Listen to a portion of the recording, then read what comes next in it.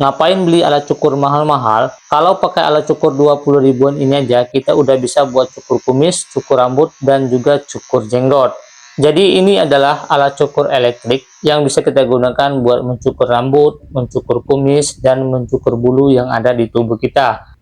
Alat cukur ini juga sudah menggunakan baterai yang bisa kita isi ulang menggunakan kabel USB tipe micro. Dalam paket pembeliannya, kita akan mendapatkan 4 buah sisir pembatas dengan berbagai ukuran, kabel charger, kuas pembersih, dan minyak pelumas. Dengan harga 20 ribuan aja, kalian udah bisa dapat alat cukur selengkap ini guys. Buat kalian yang berminat, buruan di order lewat keranjang kiri bawah.